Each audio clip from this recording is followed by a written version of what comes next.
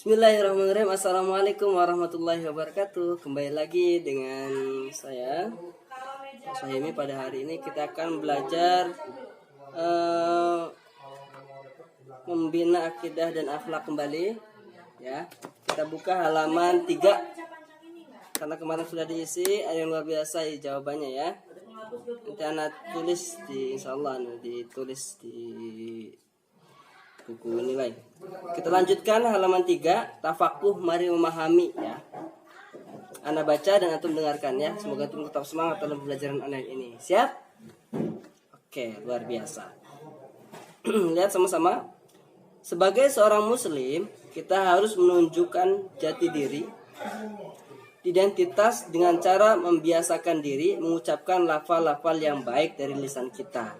Jangan membiasakan diri mengucapkan kata-kata yang kotor dan tidak berguna. Salah satu lafal yang diajarkan oleh Rasulullah Shallallahu Alaihi Wasallam untuk dibiasakan diucapkan adalah lafal Subhanallah. Subhanallah yang maksudnya Allah ya. Tidak ada keindahan Subhanallah, Masya Allah. Apa makna kedua lafal tersebut? Sudah biasakah kalian mengucapkan lafal tersebut? Mari kita biasakan untuk mengucapkan kedua lafal tersebut dan memahami maknanya dalam kehidupan sehari-hari. Jadi antum kalau lagi ada waktu nganggur, ucapkan minimal Subhanallah, Subhanallah, Subhanallah 33 kali atau Masya Allah ya. Yang pertama Subhanallah. Arti kalimat Subhanallah kita lihat sama-sama. Ini ada cerita ya. Pada hari Ahad, keluarga Pak Hasan pergi ke pantai. Fahmi, putra Pak Hasan, baru pertama kali melihat pantai. Sungguh indah pemandangan di pantai. Laut yang luas akan tidak bertepi. Ombak bergulung-gulung seperti buih. Subhanallah, kata Fahmi kagum. Kalimat Subhanallah disebut juga kalimat tasbih. Kalimat tasbih. Kalian tahu arti kalimat Subhanallah? Nah, kalimat Subhanallah berarti dengan kesuciannya Allah menciptakan alam dan memesona. Sesuai dengan arti kalimat tasbih, Subhanallah mengandung makna penyucian nama dan zat Allah. Nah, jadi Subhanallah artinya Maha Suci Allah. 2. Pengucapan kalimat Subhanallah. Semua makhluk Allah, baik yang ada di langit maupun di bumi, bertasbih kepada Allah. Semua memuji kebesaran Allah. Selepas bermain, Fahmi dan keluarganya duduk-duduk menikmati suasana pantai. Angin bertiup sepoi-sepoi, membelai rambut mereka. Burung-burung camar berterbangan di antara deru ombak. Fahmi mengagumi, Subhanallah, lincah sekali burung-burung itu. Mereka mampu menemukan makna di antara gulungan ombak. Nah, katanya. Gambaran di atas menunjukkan bagaimana sebaiknya kalimat tasbih Subhanallah diucapkan. Selain pada peristiwa tersebut, kalian dapat membiasakan mengucapkan kalimat Subhanallah pada saat nih lihat. Jadi Subhanallah itu pada saat apa? Yang pertama, melihat keindahan alam yang diciptakan Allah Subhanahu wa taala.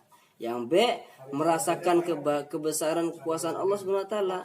Yang C, mengagumi sesuatu yang baru dilihat dan aneh. Yang D, merasa kesal terhadap suatu hal. Yang E, mengeluh misalnya karena capek.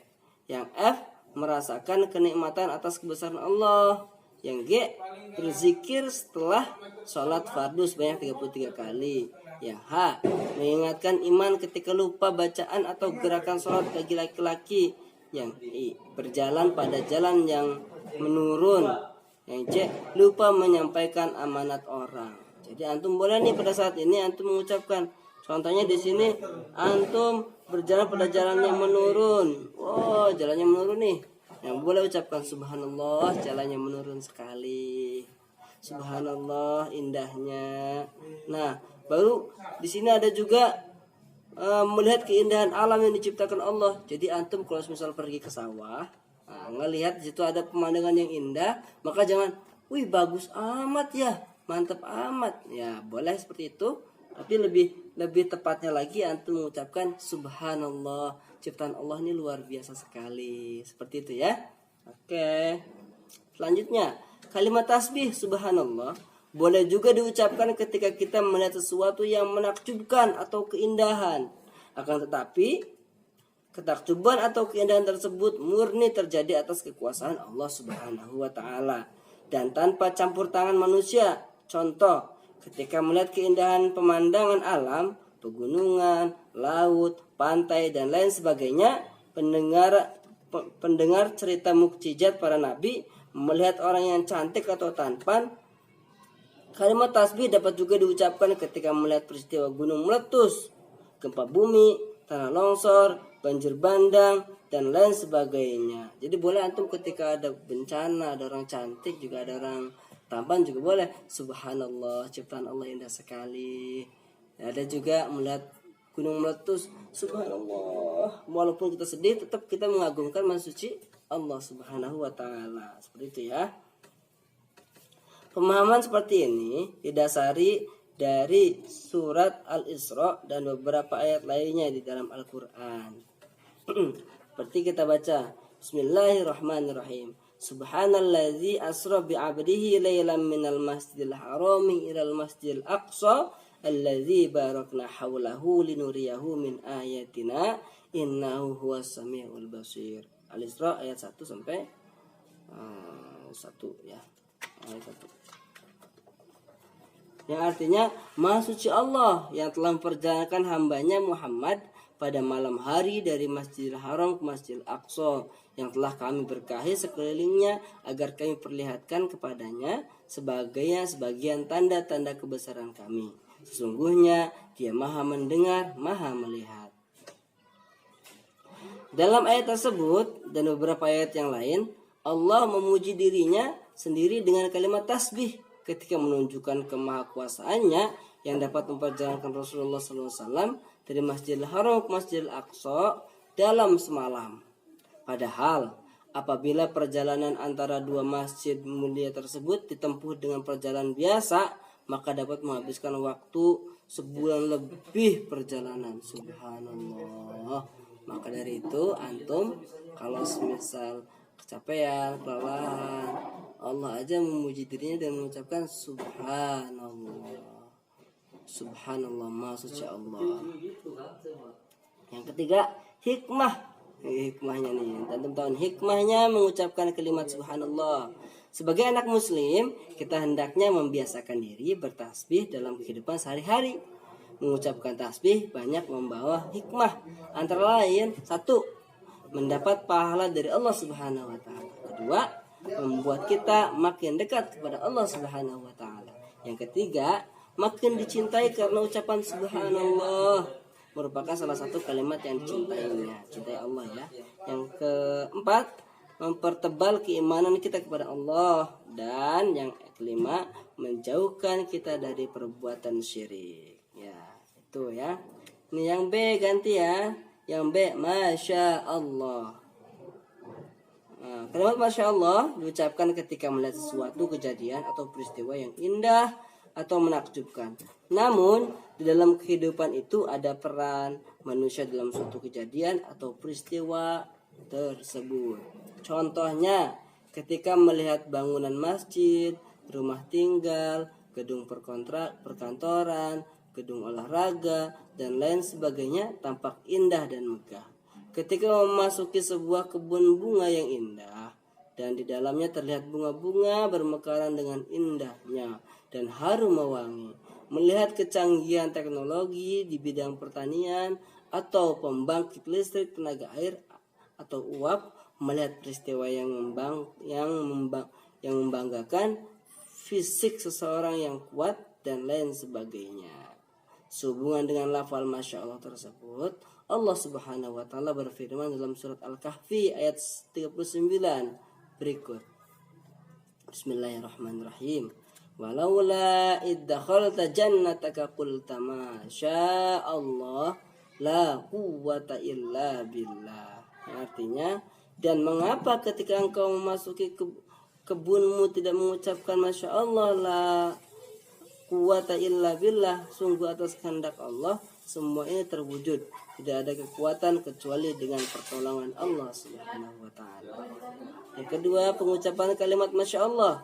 Apa yang kalian ucapkan ketika melihat sesuatu yang di luar perkiraanmu? Misalnya seorang teman yang nakal, seorang perampok yang kejam, dan orang kaya yang pelit. Apabila melihat sesuatu yang luar biasa atau di luar perkiraanmu, kalian dianjurkan untuk mengucapkan Masya Allah, yang berarti atau kehendak Allah. Maksudnya segala peristiwa yang ada di dunia ini terjadi atas kehendak Allah Subhanahu wa taala. Ucapan ini mengandung doa agar Allah memberikan yang terbaik. Kalian harus selalu bersyukur karena Allah Subhanahu wa taala memberi hidayah dengan memberikan yang terbaik untuk kita. Masih banyak orang yang tidak tahu, belum diberi hidayahnya. Banyak hal di dunia ini yang terjadi di luar dugaan kita, baik kejadian yang menyenangkan seperti bertemu teman lama maupun kejadian yang mengerikan seperti kecelakaan. Ketika melihat peristiwa tersebut, ucapkan Masya Allah. Kita harus mempunyai ikhtiar atau usaha untuk melakukan yang terbaik dan menghindari keburukan, seperti itu ya. Nah, kalian diperbolehkan mencegah teman atau orang lain dari berbuat jahat. Jadi antum kalau ada teman antum yang berbuat jahat, antum boleh mencegahnya, jangan berbuat jahat, seperti itu ya. Apabila melihat teman mencuri mangga misalnya, antum boleh kelas 3 nih, ada temannya mau mencuri mangga. Jangan mencuri mangga gitu bilang. Gak boleh dosa ya. Kalian wajib untuk mengingatkannya. Kalian dapat menegur dan melarang perbuatan itu. Apabila tidak berani menegur, kalian tanamkan dalam hati bahwa perbuatan itu tidak baik dan tidak boleh ditiru gitu ya. Jadi jangan niru. Lah itu aja boleh. Masa anak nggak boleh sih ngambil mangga punya orang? Nah, jangan ya. Tidak boleh kecuali kita izin meminta sama yang punya. Kalau nggak boleh jangan maksa gitu. Kata Masya Allah terkadang mengandung kekaguman, keheranan, harapan dan surprise ya. Dengan membiasakan mengucapkan Masya Allah, kalian akan menyadari bahwa Allah Maha Kuasa atas segalanya. Allah mampu bertindak apa saja pada hambanya yang ingkar. Lihat gambar sebelah tuh ya. Jadi kalau melihat seperti itu juara 1, beliau mengucapkan Masya Allah ya. Ada tugasnya, ada wazifah nih. Apakah kalian pernah melihat atau mengalami peristiwa yang luar biasa atau di luar perkiraanmu? Sudahkah kamu terbiasa mengucapkan? Nah, di sini isi kolom. Antum setuju atau tidak setuju? Tulis alasannya. Siap ya. Contoh 1.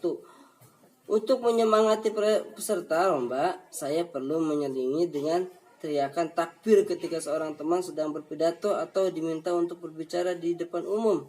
Nah, setuju atau tidak setuju? Temannya lagi lupa nih. Apa tuh ya? Nah, antum takbir, Allahu Akbar. Nah, gimana, setuju atau tidak? Kalau setuju apa alasannya? Kalau tidak apa alasannya? Ya, gitu ya. Ini ada lagi halaman 9 nih. Kita lihat di sini ada kisah mu'assirah, kisah cerita bermakna. Nomor 1 ada gambarnya nih, Anda bacakan ya. Ihsan berangkat ke sekolah. Di tengah jalan, Ihsan melihat anak-anak nakal sedang menggoda orang buta dan menyembunyikan tongkatnya. Ihsan mengucapkan Masya Allah dan ia segera menolongnya. Ihsan berhenti sebentar dan mengusir anak-anak nakal yang menggoda orang buta itu.